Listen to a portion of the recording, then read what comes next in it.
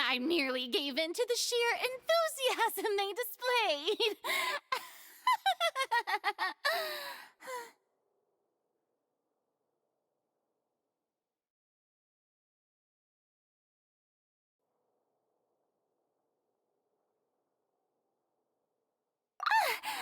You're right. Yep, that's a good girl.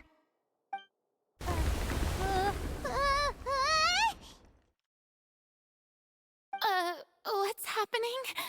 The ground's shaking. Yeah, a quake of this kind preceded the flooding in Poisson, didn't it? It can't be. It's happening again. Well, there's no need to worry too much about that. Neuvillette made some emergency plans, so the evacuation should go a lot smoother this time. Yeah, I hope you're right. But the people of Poisson, they've already...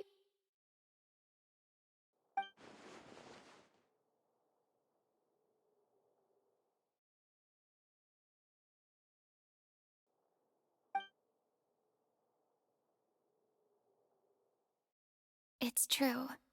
I've been investigating the prophecy for hundreds of years. I once had informants all over Teyvat, searching for clues and feeding information back to me. I've tried all kinds of ways, too, to hold back the sea. Anything to keep the coastline from advancing. But all my efforts proved to be futile in the end. Really, the truth has been clear to me for a very long time. We cannot make an enemy of the divine. No matter what we do, the will of the heavenly principle... Give up. I do love the sound of that phrase, indeed.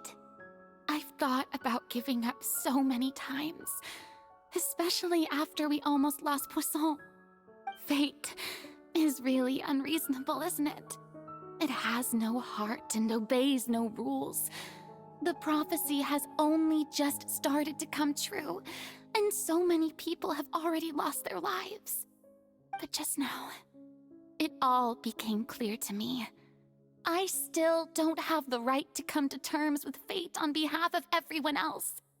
As long as the final moment hasn't come, it's still not too late. Don't worry. I will keep hope alive for everyone until the very end. Well, that's enough for now. I got the impulse to play the stricken maiden, but honestly, considering my rank and station, that wasn't a good fit at all. Don't take any of what I just said seriously. How could I possibly let Fontaine fall to the whims of trivial prophecy?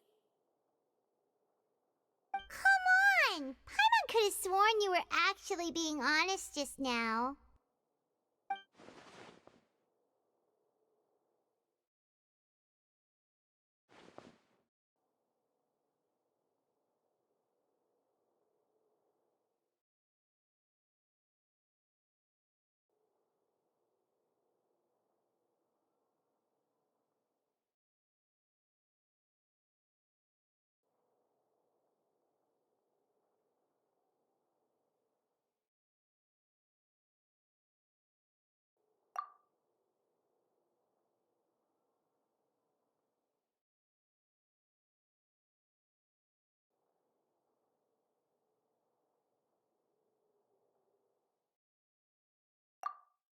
Share my burden.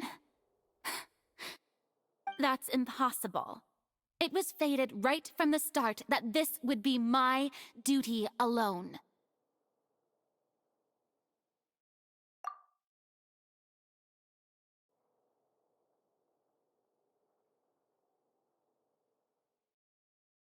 A witness.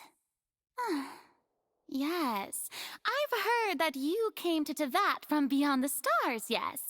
In other words, you never belonged here. And if Teyvat is, in its entirety, a show on a stage, then you're just a spectator, aren't you? If that's the case...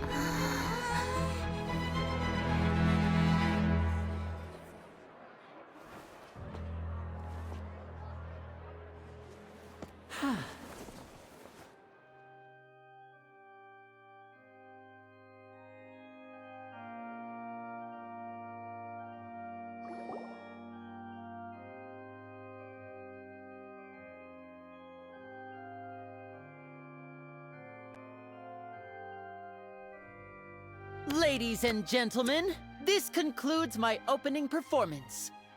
Now, without further ado, we may proceed to the trial of our god. So this is what it is. Yes, you deserve praise for the effort you took to raise the dramatic stakes. Do not forget, however, that I am Focalor, the god of justice, the embodiment of justice itself. Does it not strike you as even the least bit absurd to bring the very concept of justice to trial? May I interpret these words as your refusal to stand trial? In that case, you will have the opportunity to defend your honor through a duel. You would draw your blade against a god?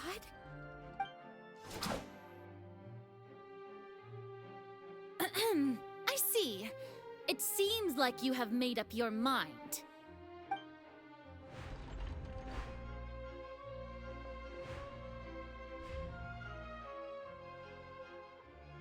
Paimon can't believe it. She just surrendered.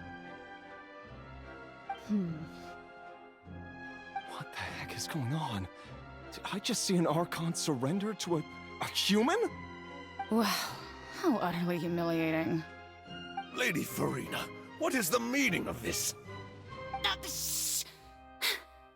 It would seem that there has been a misunderstanding. To be clear, the raising of both hands is not always an indication of surrender. Looking for excuses again, huh? I raised my hands just now to indicate my acceptance of the trial. No duel shall be necessary. I will admit that I've been running away for a long time. I'm sorry, everyone.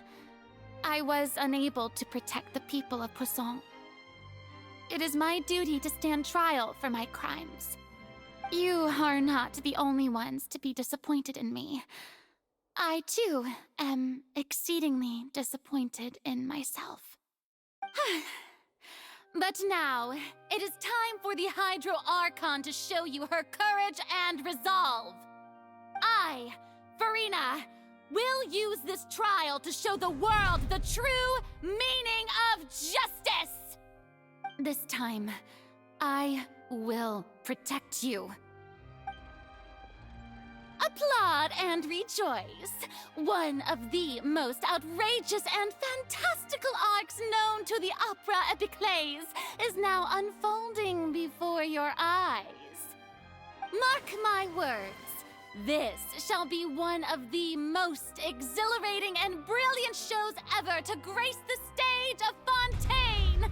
The trial of the Hydro Archon, Focalor, will now begin! Woohoo! Oh, now we're making history! Why does it feel like Farina just took over the whole thing? Like, come on! Didn't she just get forced to stand trial for her crimes? Also, even though she's still acting super dramatic, she is taking this seriously this time, right? All right, then. Who will be my opponent in this trial? The court asks the prosecutor to please take the stand. Is that so? Very well. Then please speak, witness of Tivat, my accuser and fated opponent.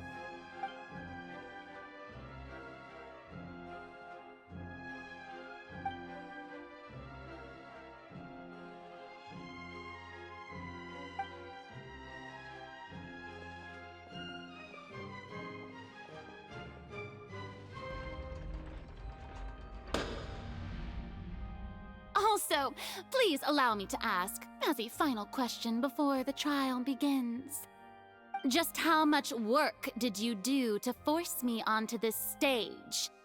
Well, we did do a lot of prep after the meeting that day.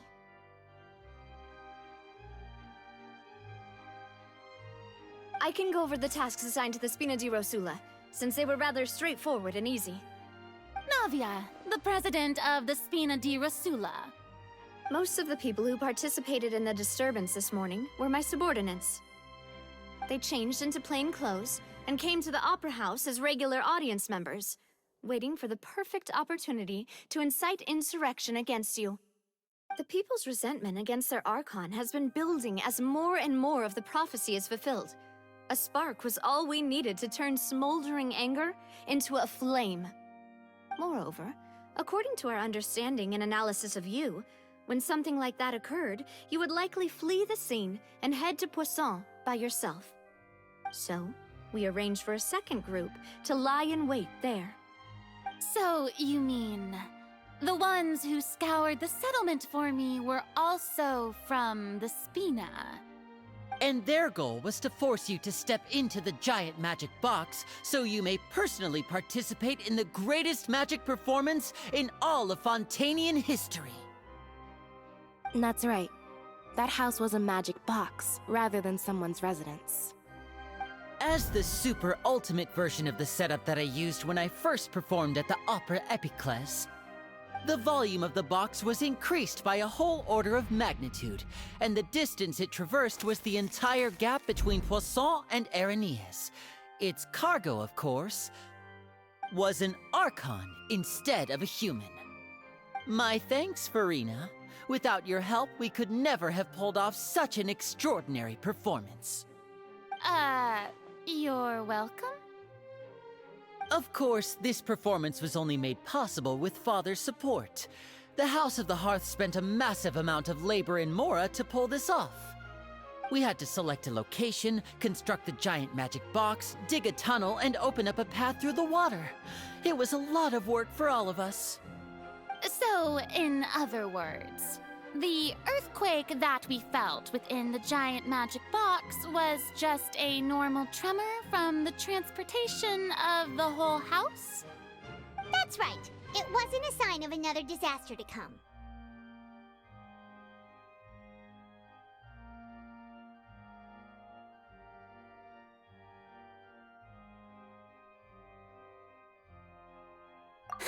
Then, I can guess Nervillette and Cloran's parts. You gathered a crowd, prepared a stage, and made sure that the champion duelist would be immediately ready for a fight. Also that as soon as I appeared on the stage, the trial may commence without a hitch. Am I right? Yes, that is correct. Well, Clorand, I must commend you for your courage. Only the most outstanding champion duelist in all of Fontaine would accept a duel with an Archon without flinching. Thank you. As for you, Traveler, I suppose your role was to keep me. You'd make sure that I didn't notice anything amiss before revealing yourself as my prosecutor once we'd arrived onto the stage. Oh?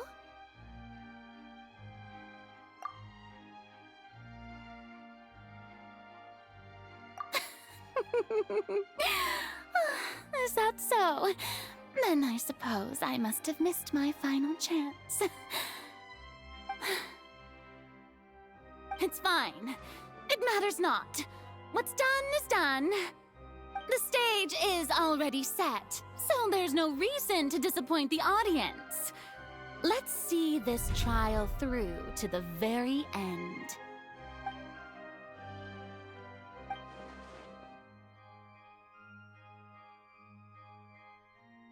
Madam Prosecutor, please allow me to pass this along. This is a document that Miss Charlotte applied for and received permission to share with you during the trial. Huh? Charlotte wanted to give us something? Oh, so she's here too! Oh, let Paimon see. Wait. Then that means this document is a perfect timeline of everything that's happened ever since we stepped foot in Fontaine! So in other words, we can refer to this anthology of evidence. Let's quickly confirm the information in it. Just think of it as a refresher, alright? You defeated the Hydro Arc. This is the first time a Fatui Harbin. According to Monsieur Neuville, I nearly lost my The words of someone as extraordinary. The fortress of Meripede was.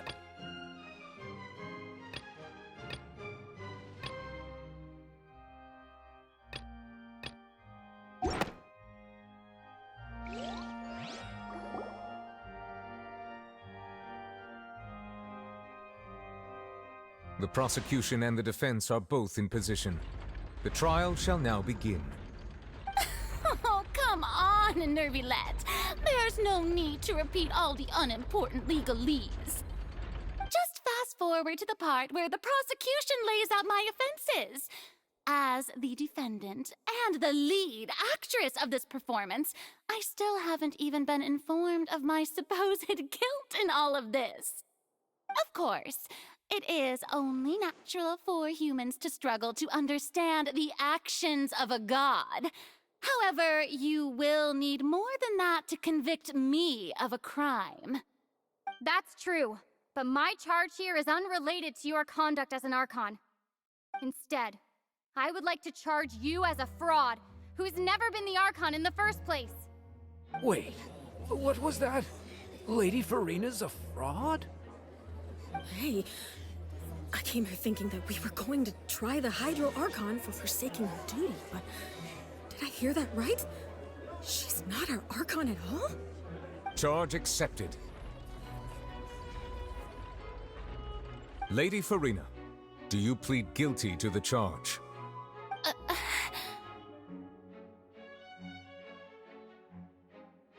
Lady Farina.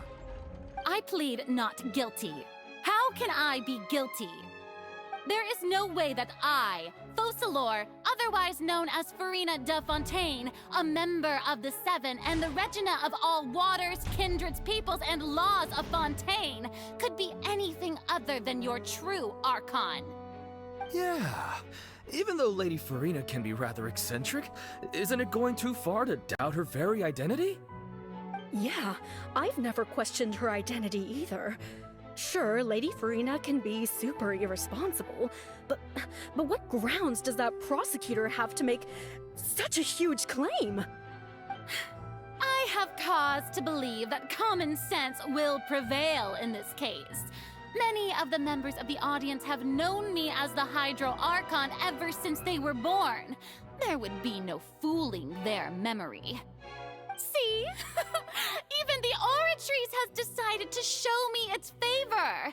Are you sure you want to commit to a charge that will never be upheld? If you wish to drop the case, I can promise you as the God of Justice that you will not have to face trial for making a false accusation.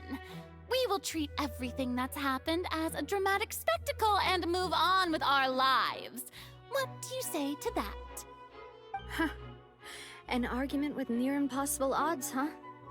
You have to not only refute Farina's claims, but well, I tried to give you the chance to surrender. If you must persist, then let me ask. If you believe I'm not the Archon, then what manner of being do you think I am? And if I was not the Archon, then how did I manage to live for over 500 years?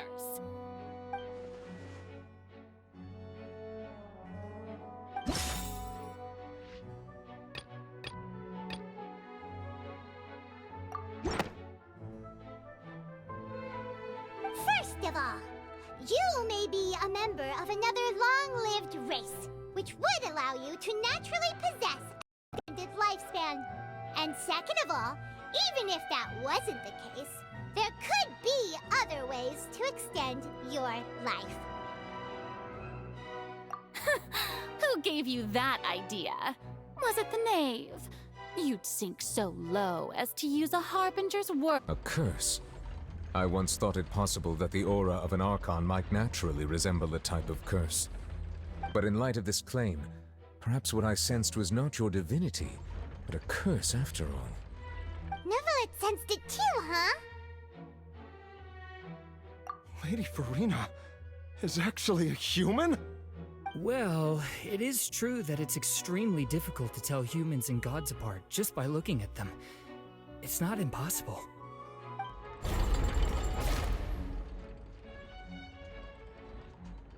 Well, don't start celebrating too early now. Even if I have been carrying a curse like you said, how does that prove that I am merely a human being? Besides, everyone knows that the main difference between a human and a god is the possession of authority. Gods can do what humans cannot. That's why they're worshipped as gods. For centuries, manifestations of my authority have served the nation of Fontaine. One need only to turn their eyes towards the Oratrice Mécanique d'Analyse Cardinal in this very opera house, or consider the indemnitium that is used in every aspect of life.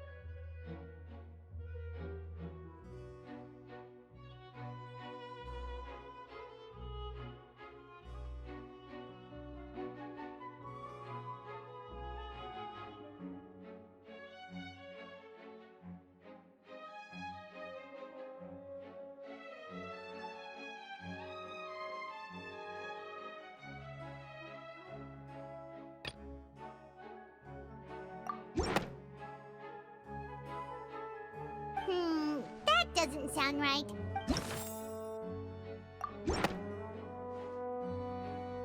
You tried to reference the Oratrice. But weren't you as confused as all the rest of us when the Oratrice declared Child to be guilty without any proof? Otherwise, you should have come up with a good explanation for that by now. Didn't I make myself clear at the time? The decisions of the gods are naturally difficult for humans to comprehend. There is no need to provide an explanation. Lady Farina, I believe a reminder of your current circumstances is in order. While the court is in session, the principles of justice and the law must come before all else. While you are an Archon, you are also first and foremost the defendant in this trial. You will prove yourself unable to defend against the prosecution's charges if you continue to withhold vital information against the rules of the court. I never thought you'd use that kind of rhetoric against me. That was no trick of rhetoric, Lady Farina. I've merely reiterated the rules of the court. Rules that all should respect and follow. So, you neither knew why Child was declared guilty, nor did you understand the structure and operations of the Oratrice. Instead of having been created by you, the manifestations of authority you mentioned have been made by the real Hydro Archon, haven't they? The real Hydro Archon? Well, now you're really losing me. It is true that I did not know why the Oratrice gave out a guilty verdict that day. But the Oratrice handed out that verdict unilaterally, and it has been operating independently ever since it was first created. You can't argue that just because a divine creation is flawed, that the god behind it must also be no god at all. She's still throwing out all kinds of excuses. Seems like she's confident that... My power as an Archon. There are many ordinary citizens in the audience. How can I just carelessly demonstrate the formidable power of an Archon? If that poses a concern, I'm prepared to extend my protection to the audience. You don't need to go that far.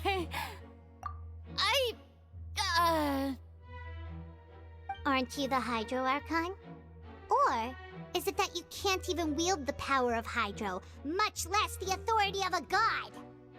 Indemnitium! Yes! It's all because of Indemnitium! All Archons derive their power from the faith of the people, and I've converted the people's faith in justice into Indemnitium! Thus did I give up all of my divine power to provide everyone with energy for their daily lives. Have you ever seen a more magnanimous god? Isn't that a huge stretch? Yeah, no matter how generous an Archon can be, how could they give up all their power? Can a god with no power even still be called a god? It seems like nobody's buying Furina's excuse. Hey, come now, everyone. Please don't stare at me as if I was a liar. I'm still the same Furina you knew, right? The one that you loved. Shouldn't you want to believe, please? You've got to believe me. If what the prosecutor said is true, she really has committed a grave offense. Did she deceive all of us? And all of our parents and grandparents too? And all of our ancestors? Ever since they were born? Enough. That's enough.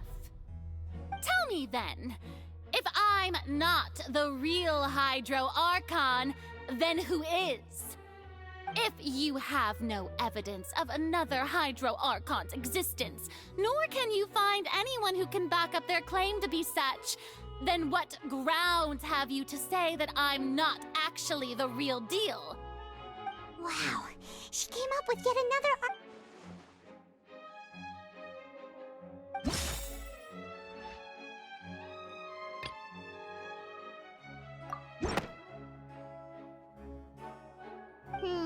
that doesn't sound right. Paimon doesn't think this clue can be used as compelling evidence to build our case.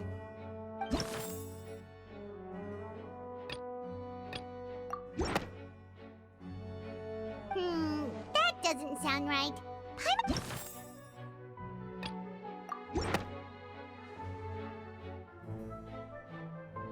It has been established that all Fontanians can dissolve in water from the primordial sea. And that means... Since you insist on claiming to be a god and not a human, then there's a method that you can use right here and now to eliminate all suspicions of you being the latter. Miss Navia, please apply to serve as a temporary attorney for the prosecution before addressing the court. Though you act in partnership with the prosecutor, you must still adhere to proper procedure. Super sorry, Monsieur Chief Justice. I swear this really will be the last time that I'll speak out of turn. Now, I've brought some seawater from Poisson. As everyone knows, a massive flood struck the area not long ago, taking many lives, including those of some of my closest friends. So, Miss Furina, would you dare to touch some of this seawater? If we are to believe that you are indeed the real Hydro Archon, touching this seawater would have no effect on you. All it should do is strengthen your case. But if you don't dare to touch it, then we would have basically proved the reverse. Oh, and I must remind you that after the disaster at Poisson, nobody wants to see any more people dissolve. I do hope you'll act prudently and choose the simpler path of admitting guilt. Navia from the Spina di Rasula. The Spina has governed Poisson for many years. I guess her suggestion is valid. If Lady Furina is indeed just a human, she's probably Fontanian like all the rest of us.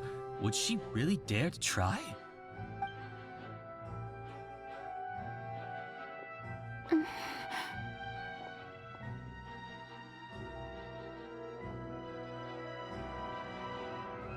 Lady Furina, this test has been unilaterally proposed by the prosecution. As it falls outside the realm of standard court proceedings, you possess the right to decline participation. Well, of course he had to tell her that. But refusing to participate is basically the same as a confession of guilt.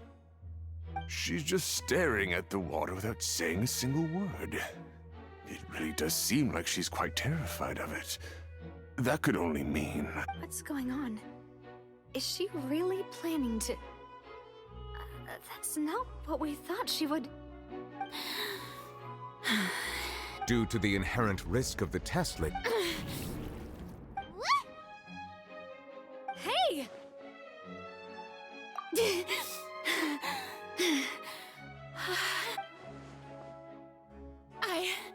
I'm fine! Look at me, everyone! My hand is still here! I haven't been dissolved! Will you believe me now? I really am your Archon! I'm nothing like a normal human who would fall apart as soon as they touch this water. Really, was this not the most obvious thing in the world? Miss Siegewin? If you're present, Miss Siegewin, please come forward and attend to the defendant. Siegewin? Don't be nervous. It'll just take a few seconds. Let me see.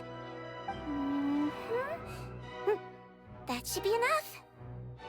Please announce the results of your evaluation to the court, Miss Siegewin.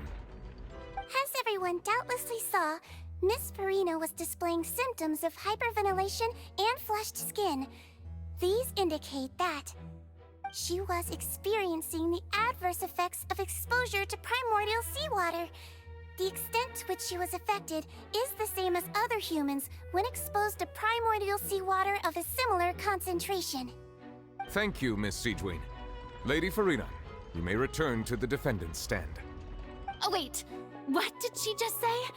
I didn't get dissolved. Shouldn't that be enough to prove my innocence? Well, considering your tendency to run from your problems, we did originally prepare a direct sample of the seawater around Poisson. However, after extensive discussion, we exchanged it for a sample that is not concentrated enough to dissolve an actual human. After all, on the off chance that something entirely unexpected might occur, we don't want anyone else to lose their life to the sea. Yeah, so out of regard for Farina's life, you secured a low-concentration sample and asked the head nurse to serve as an expert witness. It's a great thing that the direct sample wasn't actually used. Farina could have...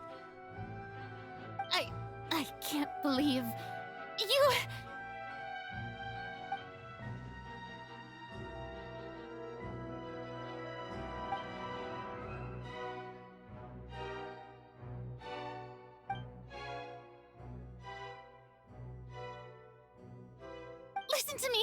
Listen to me, everyone! Please don't give me such cold and disdainful looks!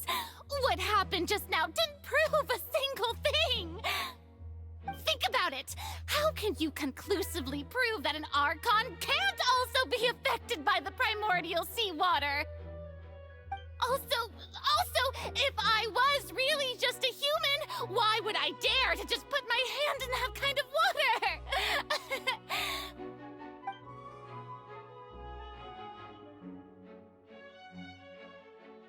Please, anyone, just listen to me! I swear, I really am your Archon!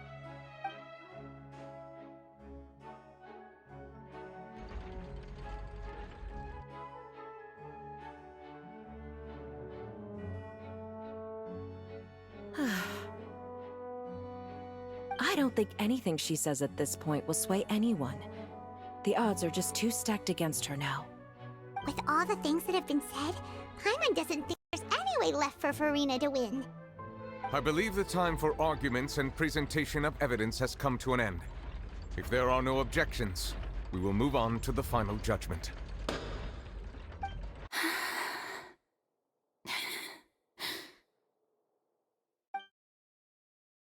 I don't think anything she says at this point will sway her. She's too stacked against her now.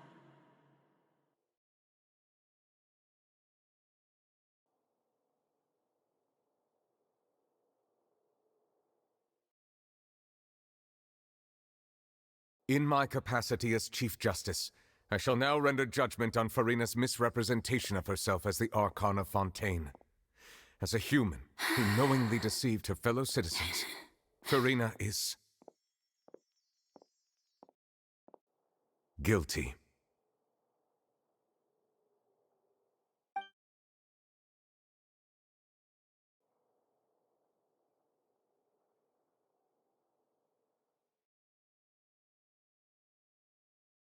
We shall now turn to the Oratrice Mécanique d'Analyse Cardinale to render the final verdict on the charges.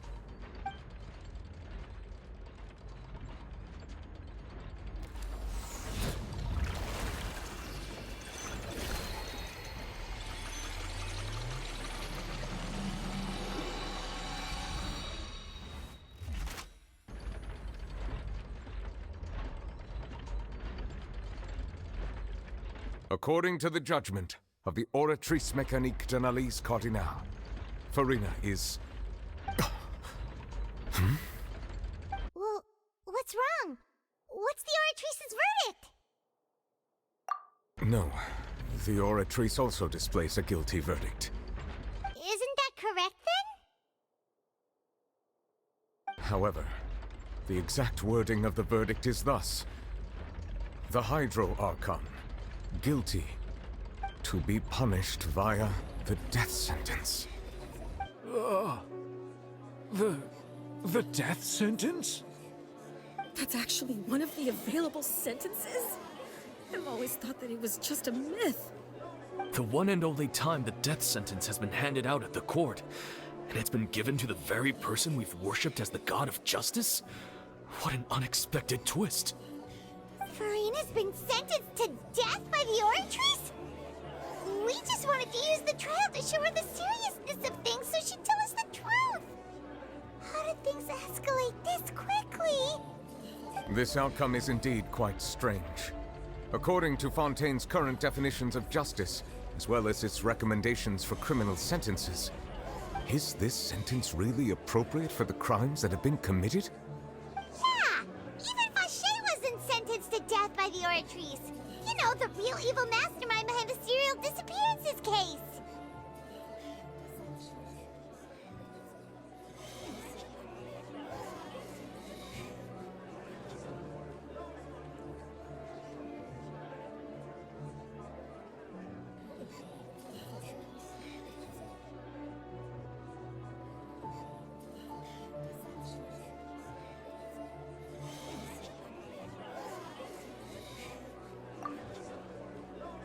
Indeed.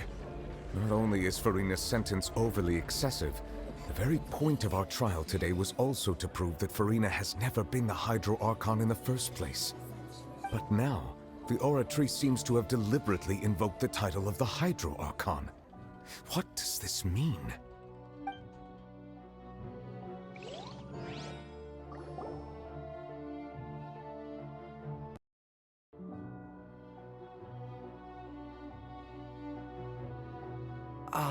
Excuse me, if I may interrupt.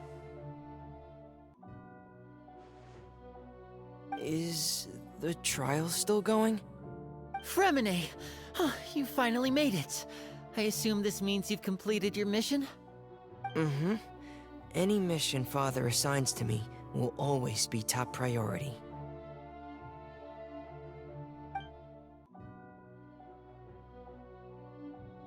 Is that the first prophecy slate? Huh. So the knave privately arranged for Fremine to try and find the missing slate. I looked everywhere and finally found it at the bottom of the sea. It took me a long time to get around some dangerous stretches of water. But has the trial already concluded? Then...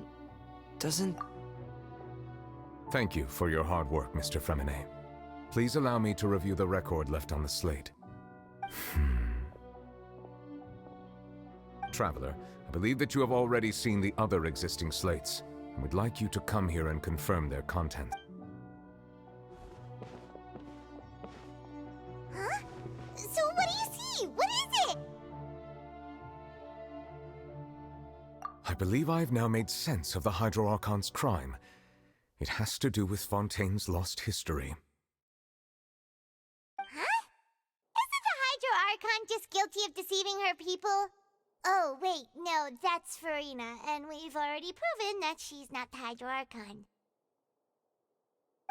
So when you say Hydro Archon, do you mean the real Hydro Archon we've been kinda talking about? In truth, everything that you've encountered in Fontaine up until this point can be traced back to the contents of these stone slates. However, I'm uncertain as to how much sense they currently make to you.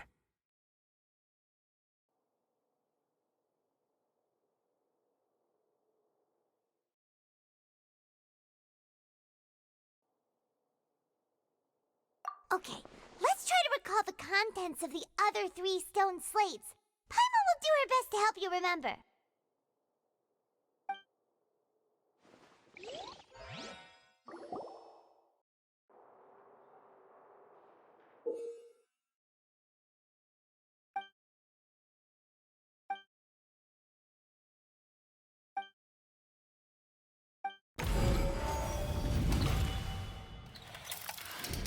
The first stone slate describes what you just said. It seems to show the previous Hydro Archon using her divine power, and then the Oceanids turn into humans. Does that mean that Fontanians are transformed Oceanids? Oh, Paimon wasn't expecting that. But if Oceanids can turn into humans, then the second stone slate shows Celestia floating in the sky, and the Hydro Archon and her people worshipping it. This must be the point when the Hydro Archon and the Fontanians were branded with their original sin. Does this mean that the original sin and the Hydro Archon sin are the same thing?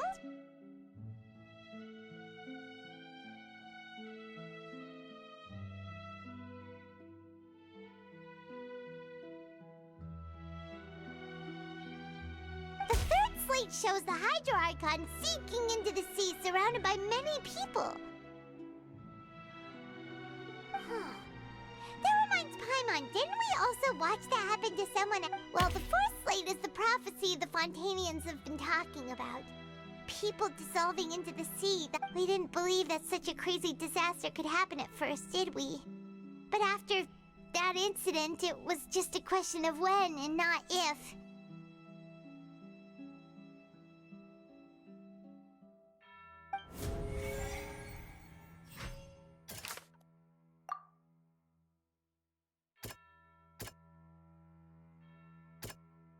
That doesn't sound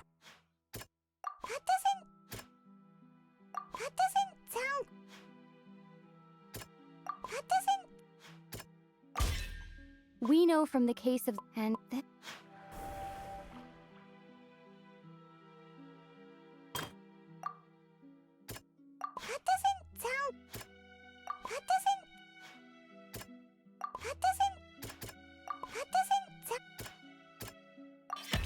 perhaps what is about to take place has all happened before. The true sin of the Hydro and the original.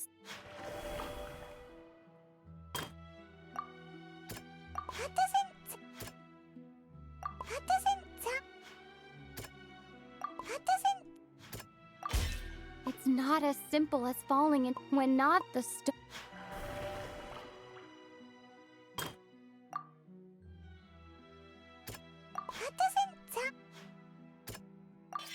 The prophecy from the stone slates found its way into society, but not many. The fortress of Meropide was. If we hadn't dealt with it in time, things could have gone very badly.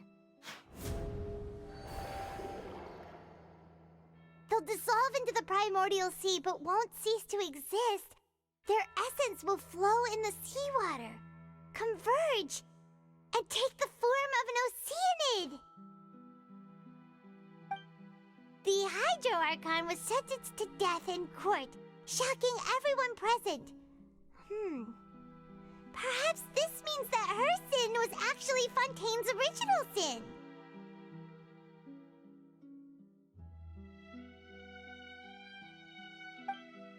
Navia fell into the water inside those ruins, and she nearly dissolved.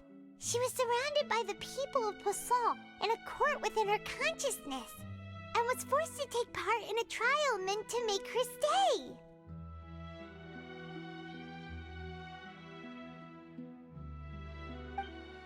The eruption of the primordial sea at the fortress of Meropide was the surest sign that the prophecy was about to come to pass no matter what.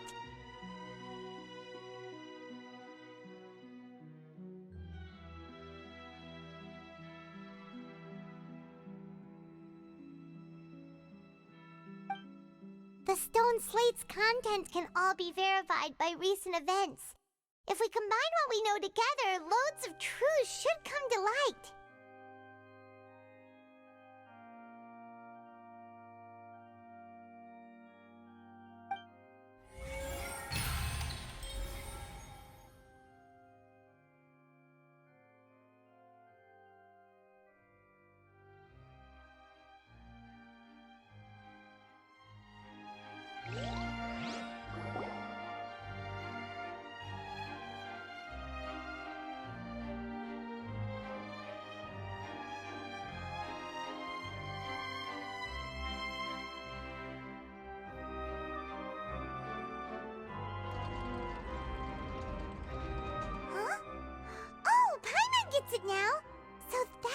can make sense of it. But then it feels like we're going to have to share some truly shocking revelations. Let's hear them.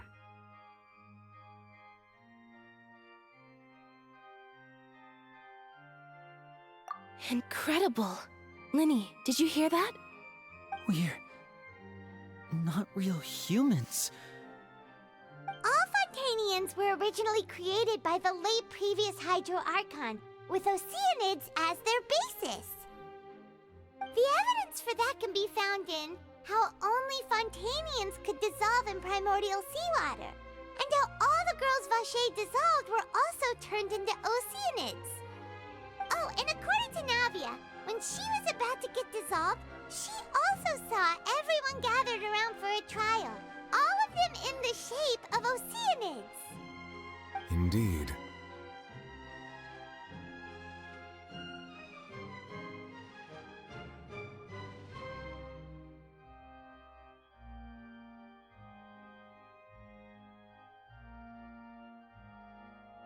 Yeah, and it follows from the content of the first slate that she probably angered Celestia by creating humans without prior permission.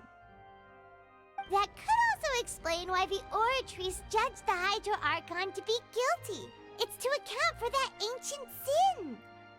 The Hydro Archon's true sin was creating us? And yet, after many hundreds of years, the Hydro Archon's creations have turned around to try to judge the Archon within the Opera Epiclese. Yeah, isn't the image here just like when Navia fell into the sea? So wouldn't it be trying to show the image of the Hydro Archon also falling into the sea once the prophecy? In the end, the people will all be dissolved into the waters, and only the Hydro Archon will remain weeping on her throne. Only then will the sins of the people of Fontaine be washed away. Did Paimon get all that right? You've made some keen deductions. I must say, given how much you still don't know, it is impressive that you've already managed to connect so many pieces of the truth. However, while you were able to decode all the information on the slates, they've also been etched with an additional layer of hidden information using a different power source. When we were at the ruins, I tried to decipher the hidden information recorded in the slates. But since we only had 3 slates at the time, I was unable to come to a full conclusion. Now that the slate collection is complete, I shall make another attempt to decipher the narrative recorded within. If everything goes well, we should finally be informed of the unadulterated truth.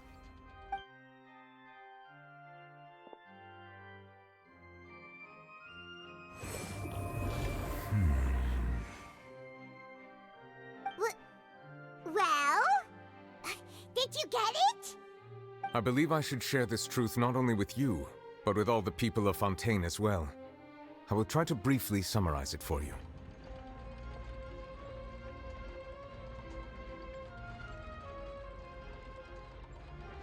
Your hypotheses regarding the origin of Fontanians and the sin of the Hydro Archon were both correct.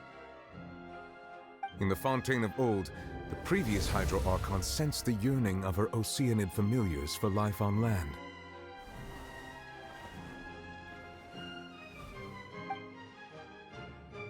The Oceanids were enamored with the beauty and romanticism of human beings, and wishing to have those experiences for themselves, expressed to the Hydro Archon their desire to become of a similar kind.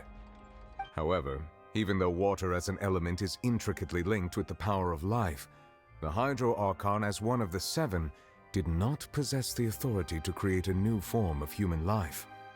Not one to give in, she eventually found a way to create permanent humanoid bodies for her familiars by appropriating the power of this planet's primordial sea. She poured primordial seawater into the Oceanid's blood vessels, creating humanoid mimics in the process. But if Fontanians were to ever come into direct contact with water from the primordial sea, the power within their bodies would escape these artificial restraints and return to the sea. As a result, their forms would collapse, and they would be reverted to their original forms as Oceanids. Of course, The Hydro Archon never received permission from the heavenly principles to create a new human race.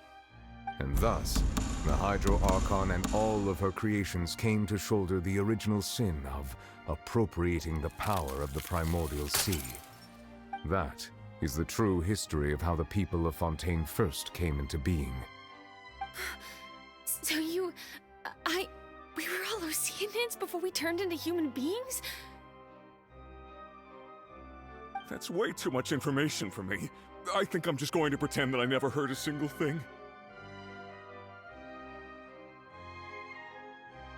Wait, but if that's the truth, we can't let the Hydro Archon be sentenced to death.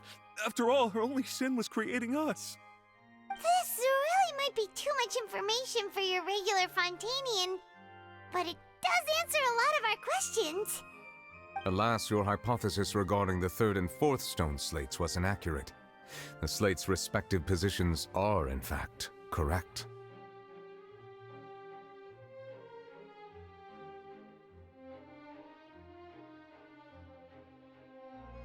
A key point of the visual on the third slate is how all the individuals depicted in the water are humans rather than Oceanids. They have not been dissolved, which implies that the water depicted in this slate is not water from the primordial sea. The nation of Fontaine is the nation of Hydro, as well as the nation of Trials and Justice. Instead of being the literal element, the water in the scene symbolizes judgment and justice. You may also recall Navia's experience. When she fell into the sea, her consciousness was surrounded by that of many others who intended to hold a trial to determine her fate. Therefore, the meaning of the third slate is that the people of Fontaine shall try the Hydro Archon at the court of justice.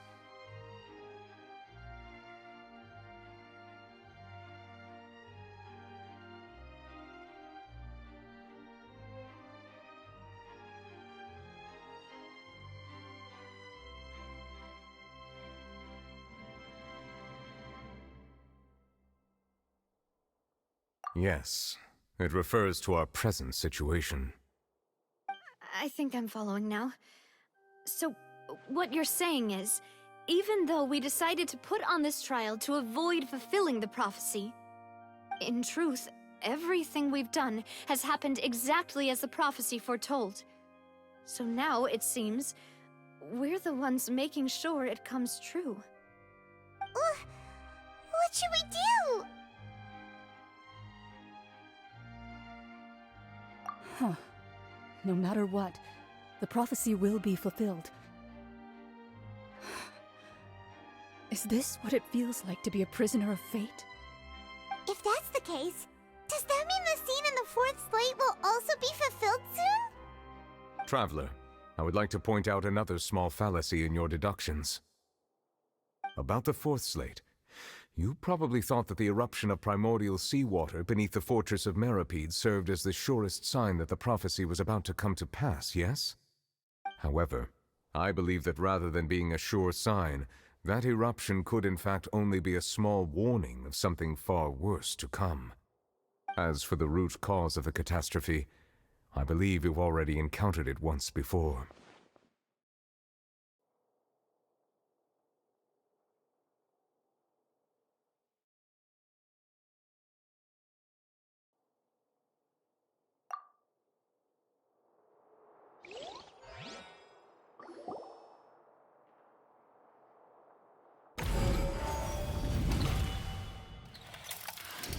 This eruption was just a small warning of the things to come. We must find the root cause of the disaster.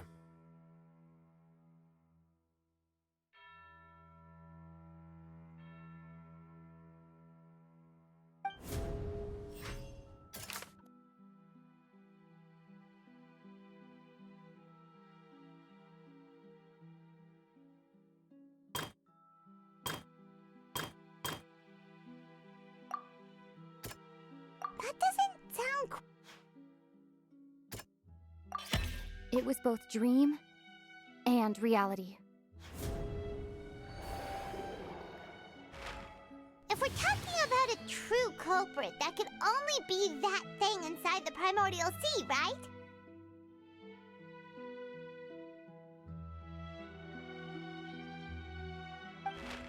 The truth, the original sin, the trial, and the root cause of the disaster.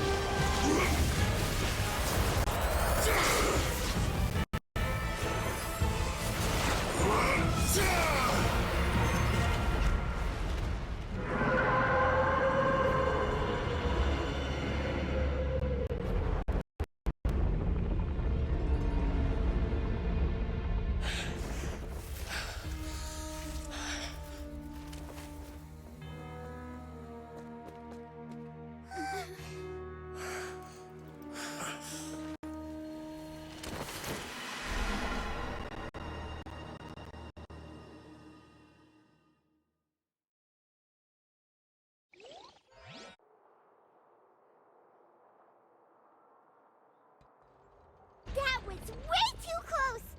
How did that thing just burst into the Opera House? Wait, was that the huge whale you saw in your dream?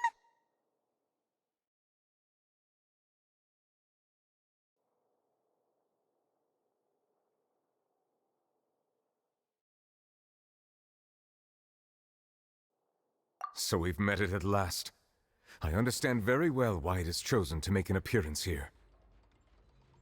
That whale does not belong to Tevat.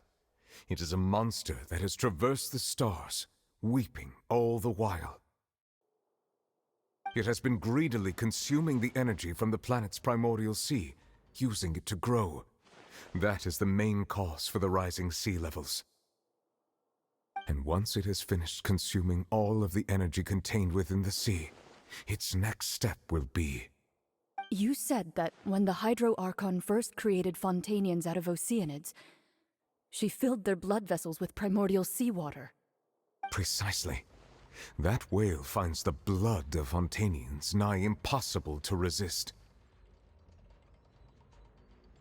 Therefore, when it left the primordial sea, it decided to make its next stop a packed opera house full of food. Food in the form of Fontanians. We just barely managed to push it back, right? In that case, won't it come back to target the people again once it's managed to recover its strength? That is correct. Indeed, it is more accurate to say that we should thank that Harbinger for buying us some time. Without him, the whale would have likely come onto land far sooner. From the way he looked, he must have been fighting the creature for quite a long time. That battle maniac.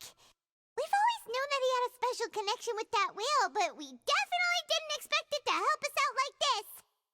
Anyway, now that we know that this whale is the actual cause of the disaster recorded in the prophecy, all we need to do to stop the prophecy would be to find a way to beat it up, right? It is too late.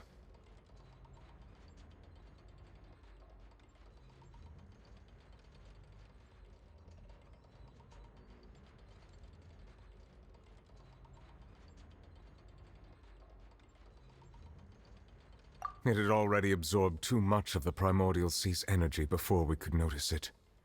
At this point, it has become practically integrated with the sea itself. Even if the entirety of Tevat were to be destroyed, it could still survive and swim off towards some other world. That's not something I will accept. We've already done everything we can, and we even found the true culprit. We've come so far. You can't just tell me that the last hurdle is some impossible foe. That's just not fair. Indeed, that's not how a grand performance should end. I'll fight it to the end, no matter what. So the prophecy will be fulfilled no matter what, huh?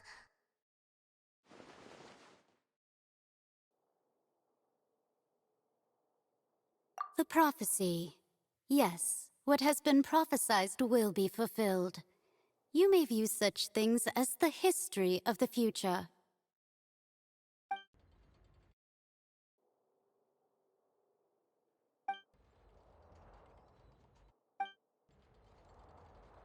Just as prophecies are usually only the future as seen from the perspectives of the gods, could things be happening in hidden corners where the gods' gaze does not fall? Ultimately, fate shall serve as your only guide, no matter what will happen in Tevat's future.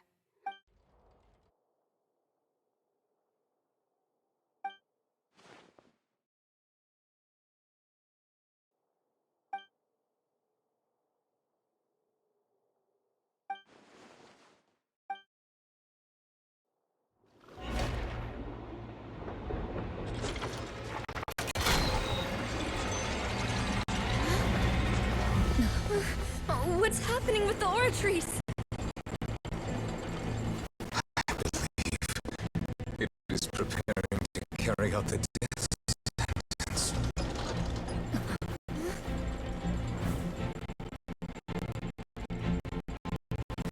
Farina!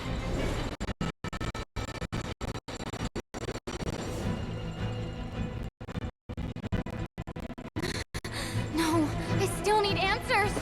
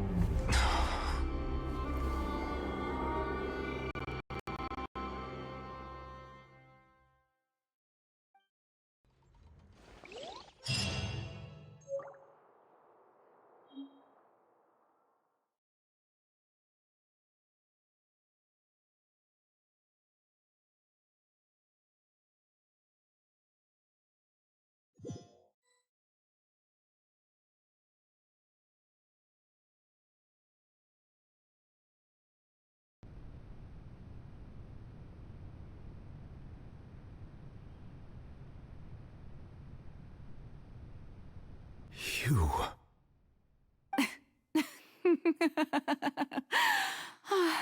Sorry. That shocked expression on your face is just too amusing. I couldn't help myself. You are not Farina. Who are you? Ah, the sweet sound of bewilderment. Marvelous. A sure sign that my attempt to deceive everyone was a resounding success.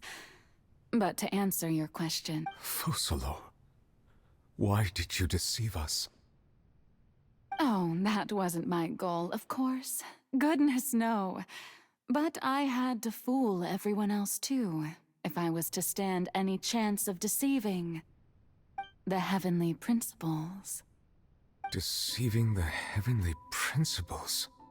It's all because of that pernicious prophecy. Dreadful, wasn't it?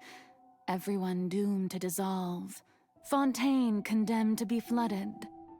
One was not amused. In fact, one was positively bemused when that problem was thrust upon me by my dearest predecessor. That's the former Hydro Archon Egeria, for the uninitiated. It hardly gets more disastrous than a preordained national catastrophe, now does it? She knew full well that the prophecy would surely come to pass. And as one of the seven, she also knew full well that one defies the heavenly principles at one's peril. So yes, as you have no doubt surmised, it was a rather impossible situation that I found myself in.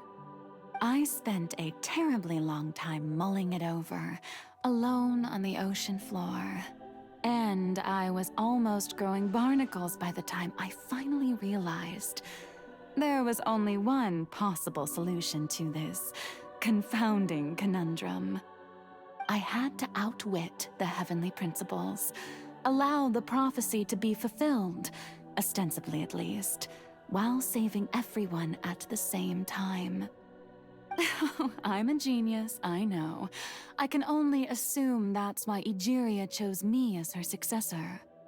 Although, looking back now, it was hardly the inheritance one dreams of. Between the task of saving the nation, the quotidian duties of the Hydro Archon, and not to mention the original sin of creating a new race of humans, I dare say she left me quite a colossal mess to clean up. But one can only play the hand one is dealt. I did not choose this, any more than I chose to be one of her Oceanid familiars. So you were also once one of the Oceanids, transformed into a human by Egeria's hand? Yes, I was. I always dreamed of becoming human. And I still do, even now. In my eyes, to be human is to be part of the greatest opera ever known. After becoming a god, I separated my divinity from my body and spirit, leaving behind only a self that was as naive and bewildered as my past self on her first day as a human being. The me you see before you now is that divinity. And the human counterpart I left behind, I named Farina. She could feel joy, sorrow, and everything in between. She could be as vain and conceited, or as meek and vulnerable as she wished. Her strengths were of a kind only a human could possess, as were her shortcomings. But in my eyes, Farina's humanity was what made her perfect. She was perfectly human in every way. The person I always wanted to be. Anyway, so then I cursed her. All part of the plan, of course. The plan to deceive the heavenly principles. Do you still remember the final scene of the prophecy? The Hydra Archon, alone, weeping on her throne. In order that the prophecy might appear fulfilled, I invited Farina to be an actress, to play the part of the Hydro Archon in the prophecy.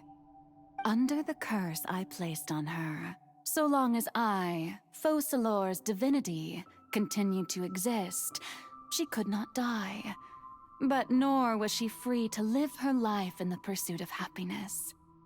Instead, she was forced to take the stage in the opera house, to embrace the role of leading lady, to forever play the part of the god from the prophecy, all to create a deceitful appearance of that prophecy coming to pass.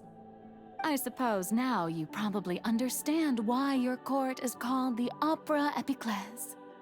But Farina is only human, isn't she? Even though she has had a long life, her mind is no stronger than that of any other ordinary human being. I cannot begin to fathom what she has had to endure. It must have been torture for her. It has indeed. And although she is, in a sense, me in human form, I most definitely owe her an apology for it. It's been 500 years. And all along, she's been playing her part in the most unimaginably long, unbearably lonely, and agonizingly painful opera of all time.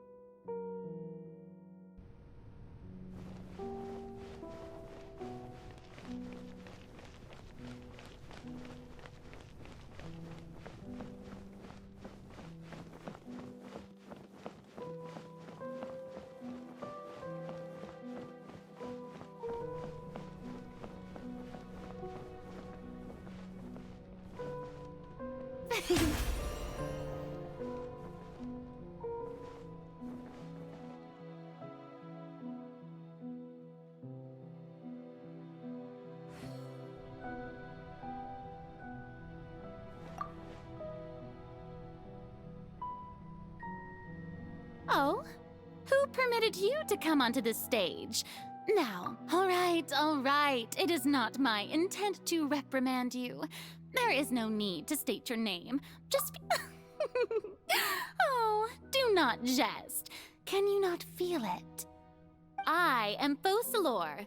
The eyes of countless Fontanians are upon me. I must, at all times, display the utmost elegance and nobility.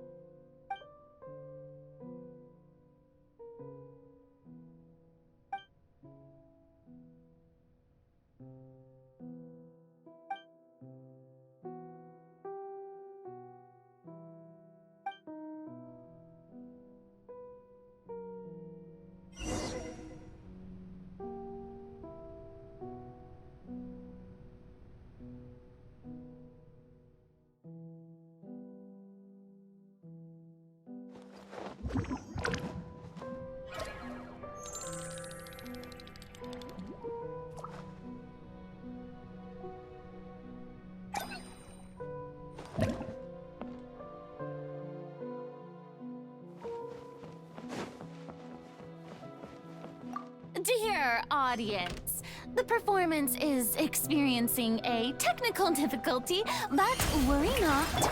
The guards shall resolve it soon.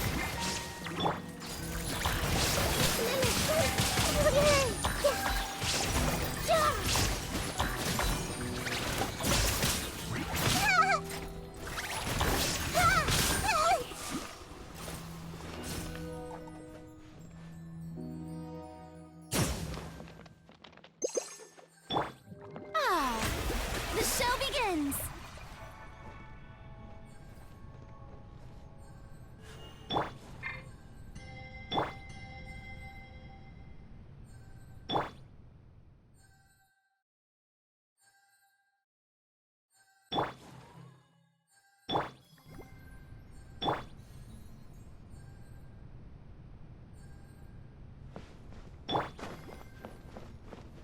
Hey, what gives? The audience is still watching me, you know. Guards? Wait, where are the guards? Guards!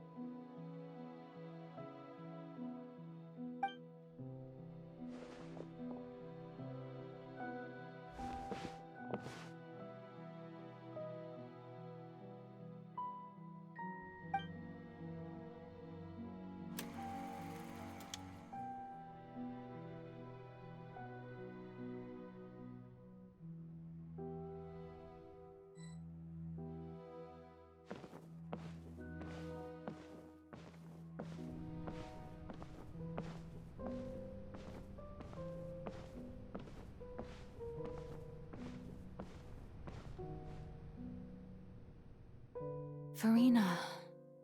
Furina. Huh? Who's that? Who's calling me? Where are you? Be not nervous. Be not afraid. I am before you. Wait a moment. You're near me? How can this be?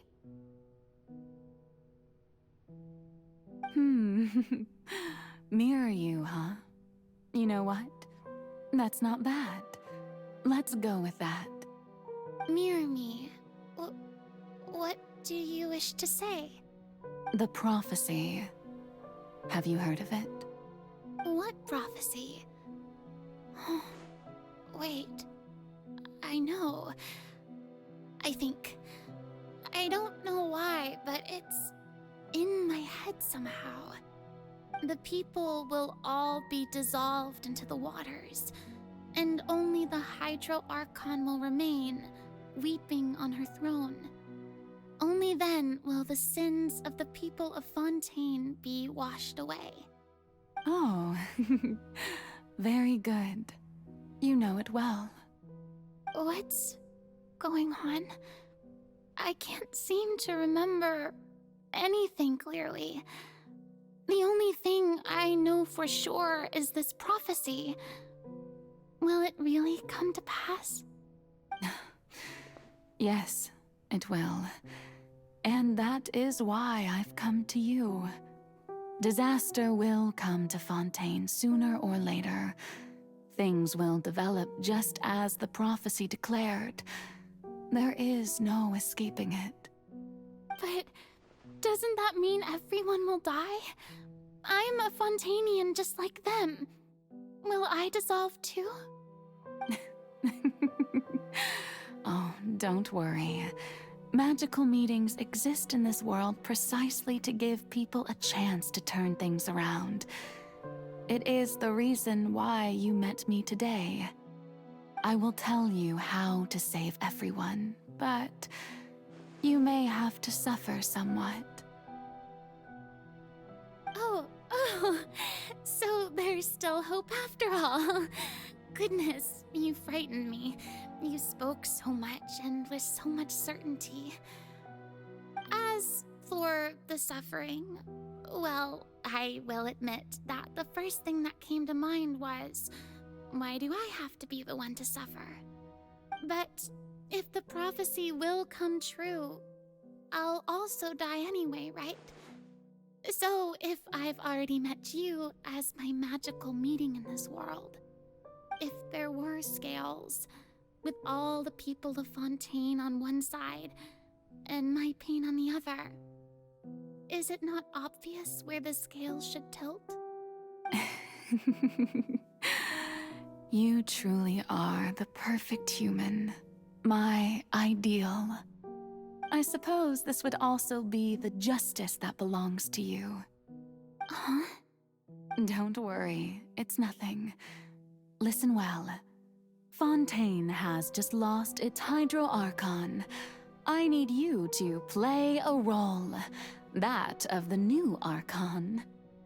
Play as a god? That's right. You must begin a never-ending masquerade. You must never let anyone suspect your identity. If you can keep it up, then I shall have my way of defying this prophecy. But should your identity be revealed, then all hope will be lost. But how will I do this? A human assuming the role of a god without being exposed. Don't worry. What you must do is not to turn yourself into a real god. You simply need to play the role of a god as humans imagine them to be. Being a human yourself, I'm sure you already know what such an entity would be like. Remember, your true challenge will not be pursuing divinity, but contending against humanity.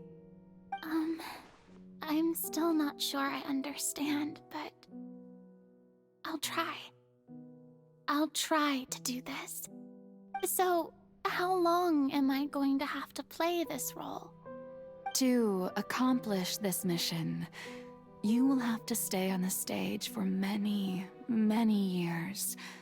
You will endure and not grow old until your task ends.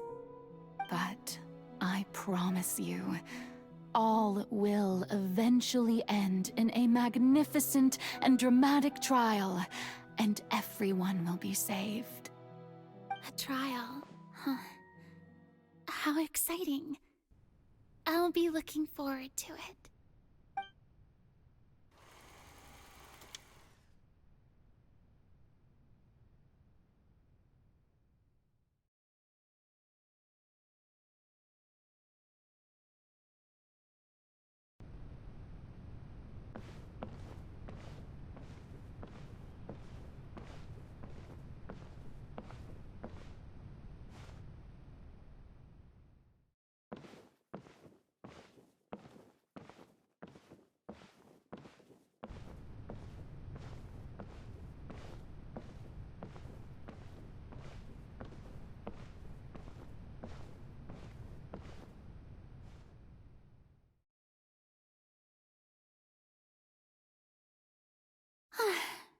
The Maison Cardinalise has announced my accession, but this is my first time facing the people. What should I say to most appear like a god? Ladies and gentlemen, good evening, and welcome to the Opera Epiclese. I'm sure you've all heard about how I have taken on the role of Hydra. In truth, I know little about becoming a nation's new god, but it will be my honor to guide you all.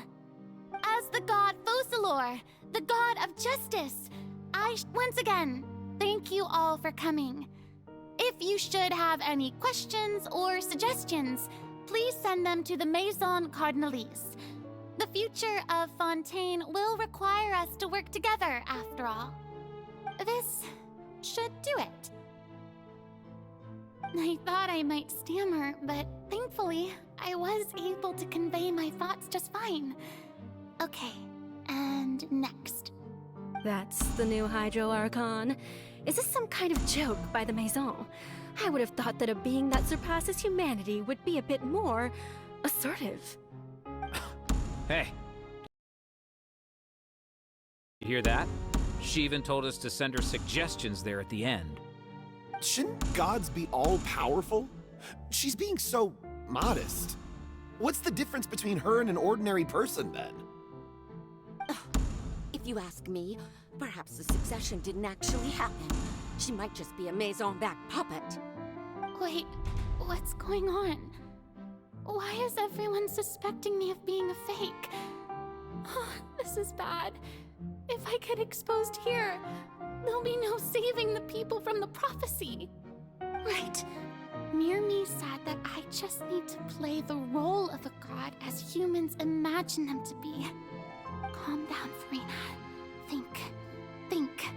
What do the people want? How would they imagine a god to speak and act? Assertive, with a strong sense of presence. One who can dispel all doubt. That is the character I'm fated to play.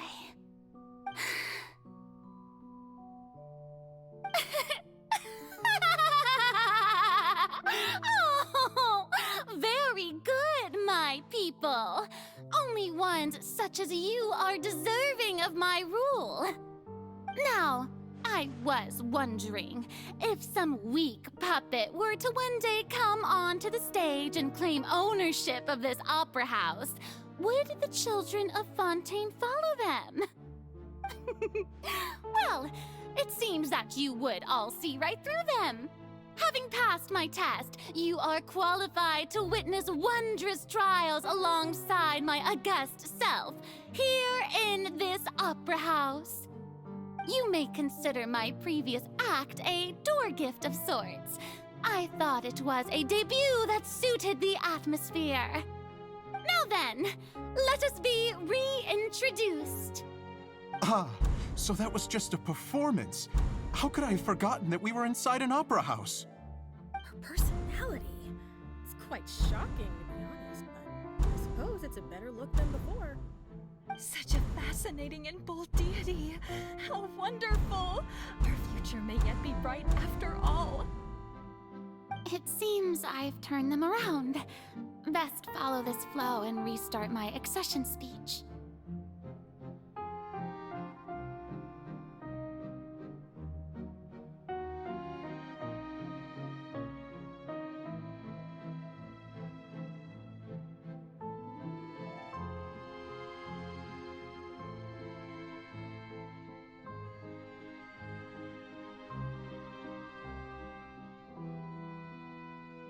My dear people, whether you acknowledge me or not, whether you trust me or nay, I say to you, keep faith in your ardor for justice. We have heard it said that this nation's sins can no longer be washed away. Well, I say that justice is most fragrant when it blooms amid sin.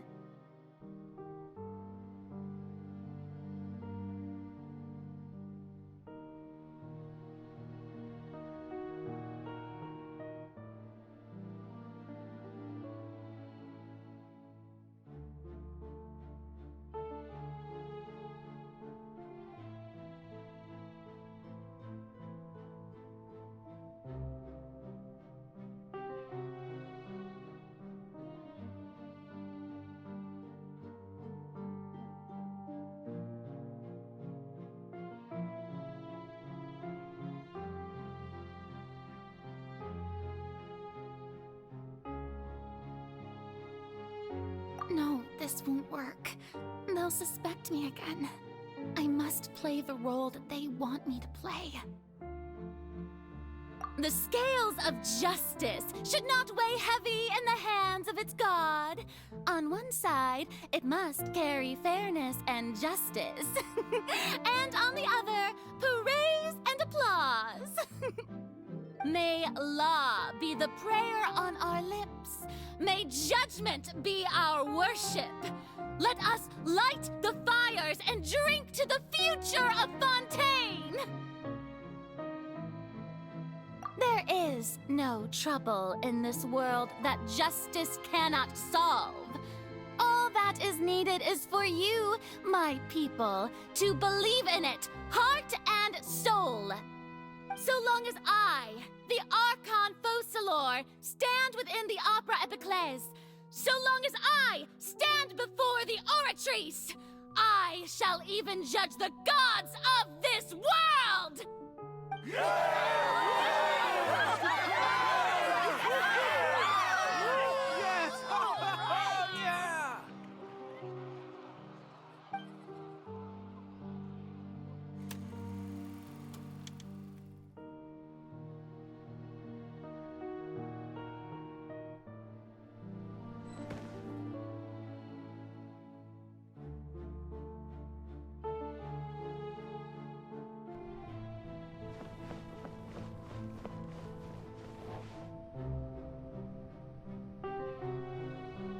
Lady Farina, here are today's case reports, as well as a summary of the follow-up for your perusal.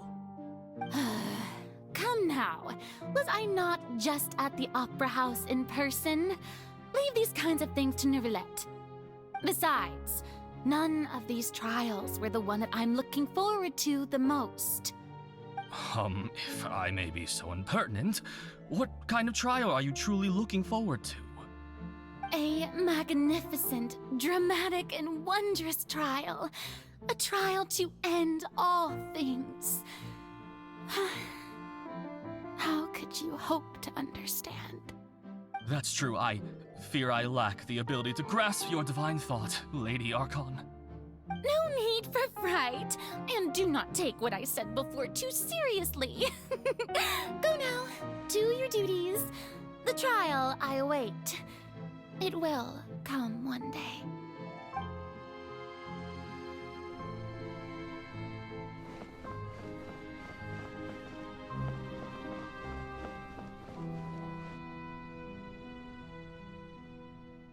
Lady Farina, I don't know what to say. Thank you for agreeing to see me. No need to thank me. Or rather, thank your own sense of perseverance instead. Long have you stood in line to meet me, have you not? Oh, I'm afraid that's just an inevitable consequence of my divine charm. All right, Deuteria, is it? How is your son's illness? You remembered me, and you knew of my family, too. He is doing much better now. In fact, he is far more of an ardent believer than I. He was the one who forced me to seek an audience with you, and to bring your words back to him. Oh, good. Very good. If this should happen again in the future, please do not hesitate. You're such a